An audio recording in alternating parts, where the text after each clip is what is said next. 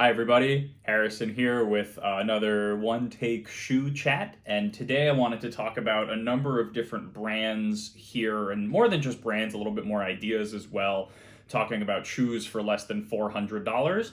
And here we have shoes from, $150, these are factory seconds. Then you have shoes that, all the way up to that $400 mark. So I wanted to go across this range of shoes and talk about some options that people might have when they're on, less of an extravagant budget for really truly quality shoes. And I apologize if I look fried, if I sound fried, it's because I am fried. Since the Mass Effect remaster came out, I've done nothing but play Mass Effect.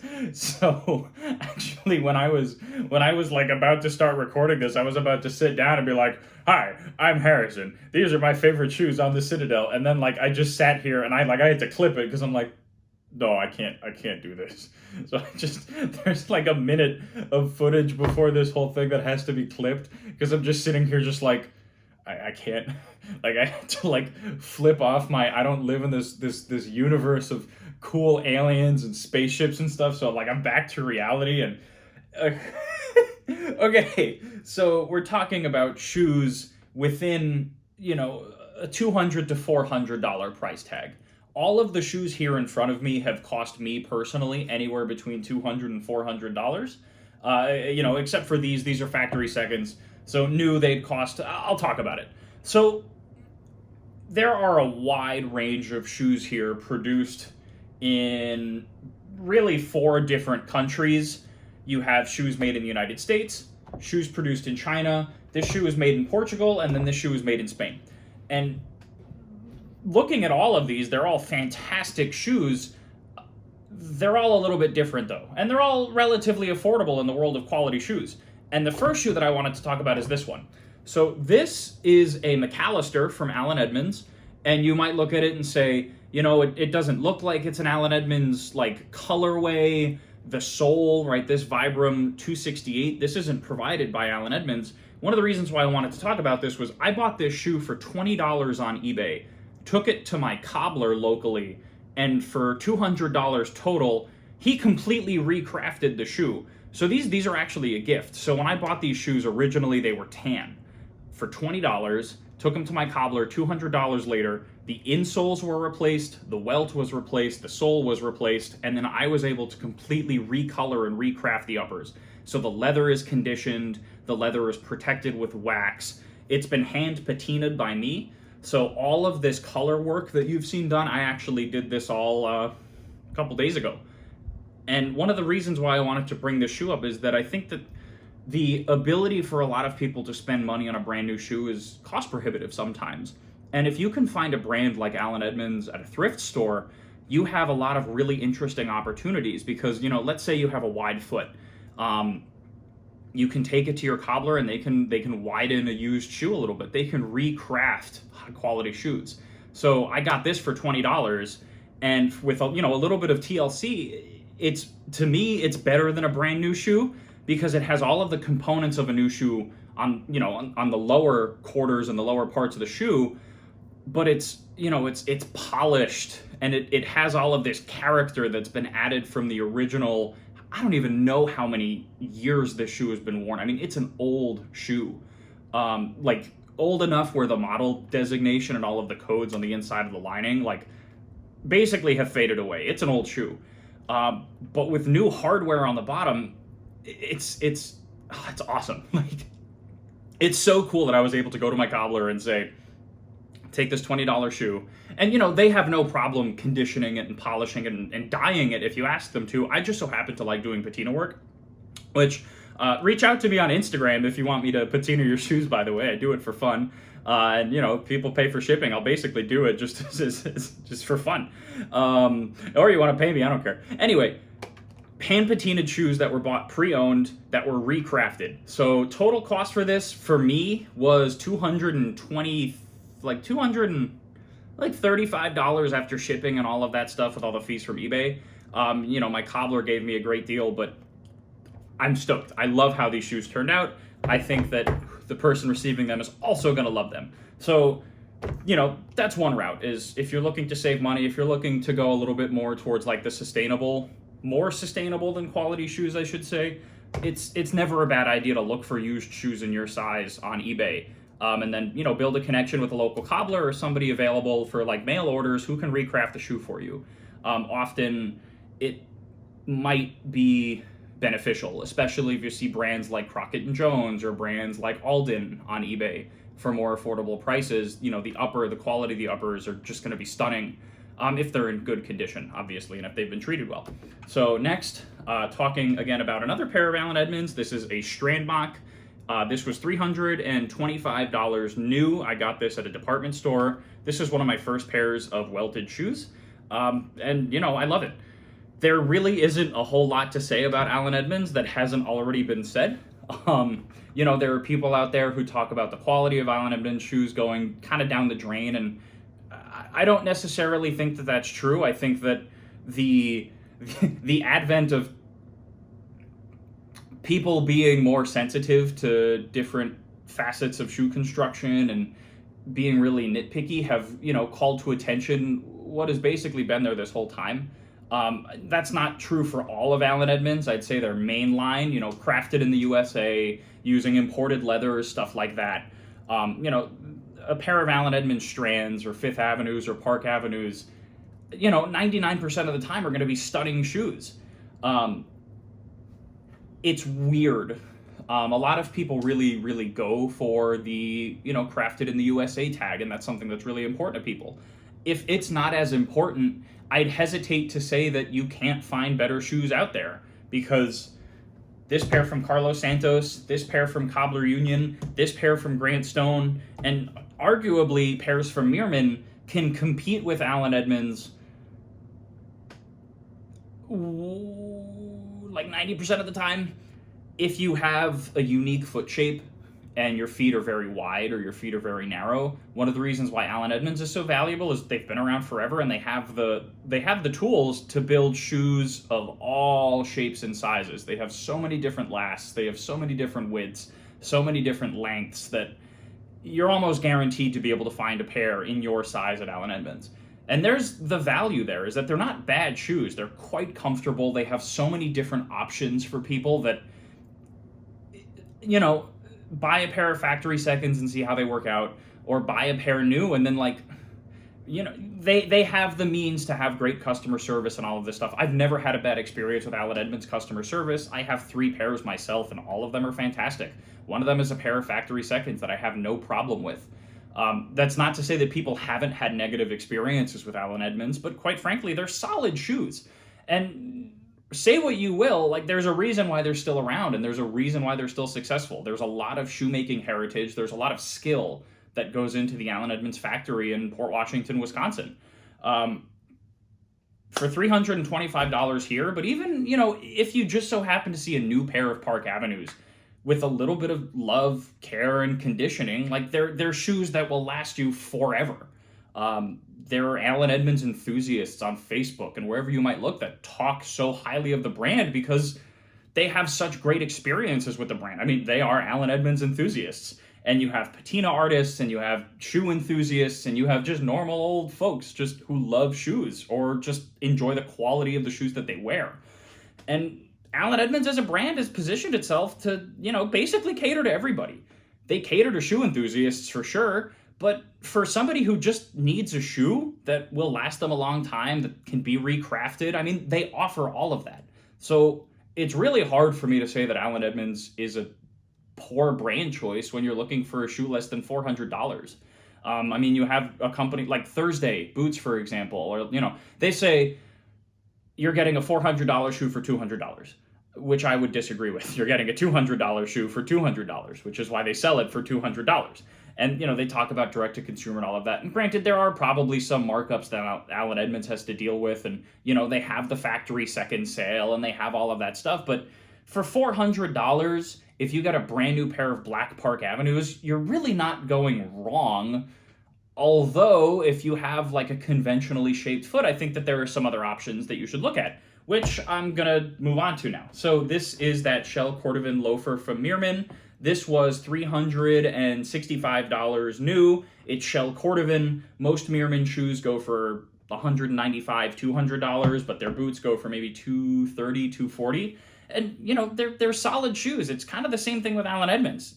Sometimes they have quality control issues. Sometimes customer service can be a little bit iffy with Mirman specifically, not Allen Edmonds. But for $200, the amount of people who benefit and get great shoes from Mirman greatly outweigh the people who don't have great experiences. And I'm really hoping that Mirman kind of figures out how to handle poor customer experiences a little bit better than what I've seen online. And granted, I've heard experiences from people with Mirman that have been very positive. I know somebody who just got a pair of shell Cordovan boots and they're like scuffed shell, and the panels were just miscolored, and Mirman was really, really fantastic with how they handled the situation. So you're getting a $200 shoe that will last you a long time. You just have to deal with the break-in. I will say that every time. Breaking in a pair of Mirman shoes sucks. But for $200, for $365, I mean, or however much this was, I wrote it down, and these one takes are very silly. Anyway, Mirman is a fantastic brand. So Allen Edmonds, sweet. I love the ability to kind of patina these without any problem because there are so many of them used online. Mirman, the barrier for entry is just so much lower than other brands, and the shoemaking heritage behind the brand, they have so many different options, although you might be restricted in certain last shapes. I don't know how many wide lasts they have compared to Allen Edmonds. I know that there are a lot of people out there with wide feet. Less so narrow feet. I actually have narrow feet, which is why Mirman seems to work for me pretty well. A lot of their lasts, if you size it correctly, fit a narrow foot way better than a wide foot would. So we've spoken about Mirman. Now to talk about Grant Stone. So this shoe is made in China. This shoe is also made in China. Grant Stone says that their shoes are proudly made on Xiamen Island in China, which is like on the east coast of China. It's an island, I guess. I think it's near Canton. I wanted to talk about this shoe specifically because I didn't buy this shoe at full price. And by that, I mean, I bought this shoe as a factory second.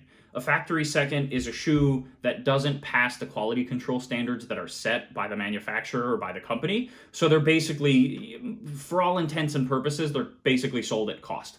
That might not be true. There's a fun fact that probably isn't true. I have no idea if they're actually sold at cost. They're cheap. So a pair of shoes like this new would be about $320. I got this for $160, and it's a suede plain toe blucher that fits me very well with incredible craftsmanship. And I think the only reason why this was sold as a factory second is, let me look, because I think I might have grabbed the wrong one. Yeah, like maybe it was because the suede was a little bit scuffed. To be completely honest with you, I don't know why this was a factory second. Other people might have experiences where the leather might be a little bit inconsistent in the way that, you know, the grain breaks, for example. But the quality and craftsmanship of this shoe is undeniably near flawless. I mean, the stitching is clean and consistent. The quality of the suede, it's from CF Stead. It's fantastic suede. This is a great summer shoe. I wear it often when it's sunny out. Like, I have no complaints about this shoe. The suede is soft. The stitching is tight and clean. Like, the welt fudging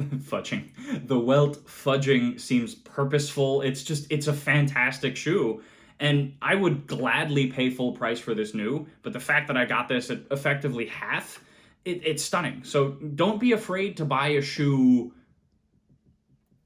not at full price if they claimed that, you know, it might have a defect. If it's something cosmetic, you know, there's no reason why you can't take it to a cobbler to get it dyed or to even out the color, or quite frankly, there's no reason why you can't do it yourself if you're feeling courageous. You know, you can mess it up. That's really the only reason not to. But there are so many people out there that can provide the tools and help to give you what you need to turn an old, beaten up shoe into something great. But like this, for $160, like I have no complaints. The shoe is fantastic. So check out Grant Stone if you haven't. I have a hard time thinking of other brands that compete with it at this price. Maybe Parkhurst out of Buffalo. That's really the big one. Is like the big Grant Stone competitor in my head is Parkhurst. But like these were seconds. Like there's no better shoe that I can think of at this price. So made in the USA, recrafted in the USA, made in China, made in China. Now we're moving on to some of the European brands. Here, this is the Adelaide Oxford from Carlos Santos, purchased from the Noble Shoe. Hi, Costas. Look, I've spoken about this shoe before. I have nothing bad to say about Carlos Santos for the price, for the options to get the shoe in basically whatever color you want through the number of patina services out there. But the Noble Shoe patina service is what I'm going to reference and what I'm going to link. Like, the amount of made-to-order programs, the amount of models, the amount of last shapes. Carlos Santos, if you're looking for a brand that will elevate your style, look at Carlos Santos. If you're looking for a brand that will provide a unique, really comfortable, really quality shoe, look at Carlos Santos. The details in this shoe for the price, I cannot think of... I can't think of many brands that really match these details. Granted, the shoe is hand painted, so that's a detail that, like, that's super cool. But even looking at, like, the sole, looking at the very narrow fiddleback waist on the sole, the stitching on the welt is just so tight. Like, this is just such a fantastic shoe.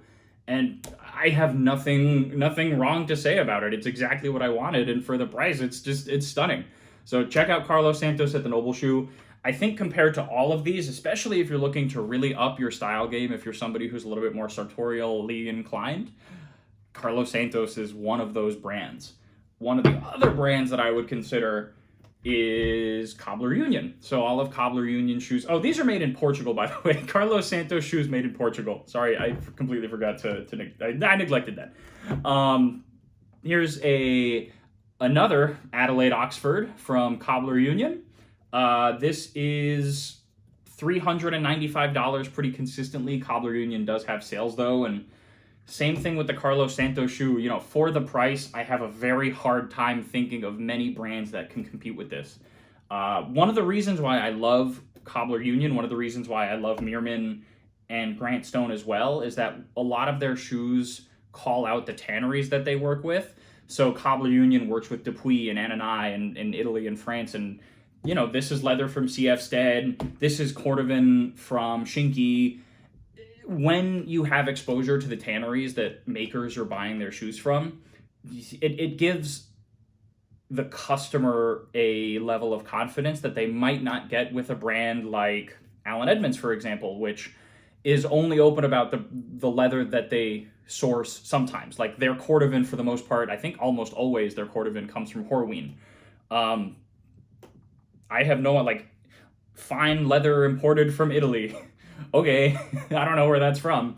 And I'm sure you could figure it out somewhere, but, like, the fact that you have to look for it is a little bit frustrating. So when brands are very open with the leather that they use, it builds a little bit of confidence. And an educated consumer, a well-informed consumer, a customer, is a better consumer and customer. It helps them make better decisions with the shoes that they purchase.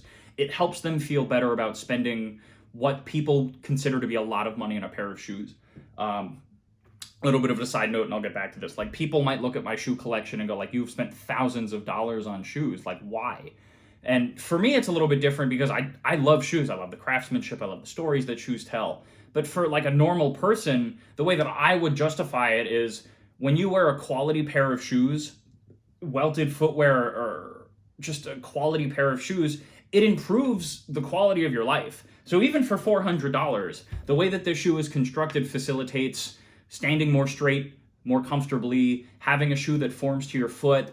I might have to, like, link an article, but I have this struggle in my head internally sometimes because you have people who, you know, argue that, like, minimalist footwear is important, and it's like, maybe, I don't know, like, I haven't done any research, but, like, I don't have any problems with my back. I think a lot of people are moving towards that minimalist footwear route. And again, I have no evidence to back this up. Sometimes, like, somehow I know I'm right, but I have no evidence. Like, I think a lot of people are transitioning to minimalist footwear because they've just been wearing shit shoes their whole life. Like, I have a really hard time justifying in my head not wearing a shoe like this, because once it's broken in, I don't wear shoes that are more comfortable than these ever. Like, after a couple hours, like, the foam in my sneakers just gets, like, stiff, and my feet get hot, and, like, I'm not comfortable. But in any of these 5 shoes, 8 hours worth of wear, a lot of walking, a lot of standing, like I have no problems. And I'm 6'2", 210 pounds. Like I'm not a small person. So there's a lot of weight that my feet are holding up, and my posture is better. I walk comfortably, I stand comfortably, all of that stuff. So it's worth investing in a quality pair of shoes, but that doesn't necessarily mean that you need to spend thousands of dollars like I have, or thousands of dollars on one pair of shoes. You have plenty of options here. So anyway, Cobbler Union, fantastic brand, really awesome stuff. The craftsmanship here for the price is unrivaled in a lot of brands. Every single shoe here, except for this pair of Mirmans, are all sold with open channel stitching. They're not blind stitch, not really open channel. It is kind of open channel. Anyway, when this sole is stitched on, the leather is flipped from the sole, and then it's stitched onto the welt, and then they close it up. And it's a level of craftsmanship and care that you don't see often in shoes in this price point.